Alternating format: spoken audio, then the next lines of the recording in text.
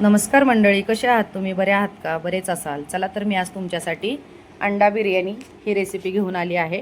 चला तर वेळ न घालवता आपण रेसिपीला सुरुवात करूया. सर्वप्रथम तर आपण इथे अंडी उकडत ठेवलेली आहेत. बघू शकता तुम्ही. एका साईडला आपल्याला 5 ते 6 कांदे अशा उभ्या साईजमध्ये कट करून तेलामध्ये फ्राय करून घ्यायचे आहेत. आणि कांदे फ्राय करत असताना थोडंसं मीठ टाकायला विसरू नका, जेणेकरून आपला कांदा खूप छान तळला जातो.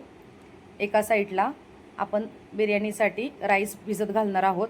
मी स्वच्छ राईस धुवून त्याच्यामध्ये 2-3 ग्लास पाणी ओतून साईडला भिजत ठेवलेला आहे. चला तर तोपर्यंत आपण मसाल्याची तयारी करूयात.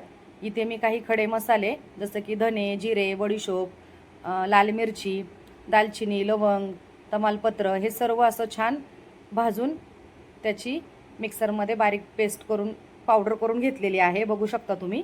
असा ताजा मसाला जर तुम्ही घरच्या घरी बनवून जर बिर्याणीमध्ये टाकलात तर जरा वेगळीच टेस्ट येते आपल्या बिर्याणीला.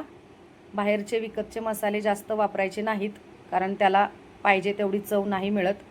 मी तर नेहमी असेच मसाले टाकते. तुम्ही पण नक्की ट्राय करून बघा एकदा. अंडे आपले उकडलेले आहेत. छान अंड्याचे फोलकाटं काढून झालेले आहेत. एका साईडला छान स्वच्छ धुवून कोथिंबीर आणि पुदिना असा बारीक साईजमध्ये कट करून घ्या. सर्व छान कटिंग झाल्याच्या नंतर आपल्याला आता इथं मॅरिनेट करायचं आहे. बघू शकता. एका बाउलमध्ये मी अंडी घेतलेली आहेत. त्याच्यामध्ये दही टाकलेला आहे, तळलेला कांदा आणि जे आपण मसाला बारीक वाटून घेतला होता तो पण ॲड केलेला आहे. आलं लसूण पेस्ट, मिरची पावडर, हळद, चवीनुसार मीठ, पुदिना, कोथिंबीर हे सर्व आपल्याला मॅरिनेटमध्ये टाकून छान मिक्स करून घ्यायचं आहे. एका साईडला फोडणीसाठी तयारी करूयात. एक मोठं भांडं घ्या, जेणेकरून आपला मसाला आणि राईस बसेल असं मोठं भांडं घ्या. त्याच्यामध्ये पूर्ण मॅरिनेट केलेलं मी अंड्याचा मसाला आणि अंडं हे सर्व टाकून छान परतून घेतलेलं आहे. बघू शकता तुम्ही.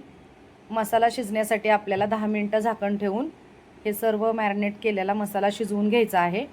आपला मसाला छान शिजून तयार आहे.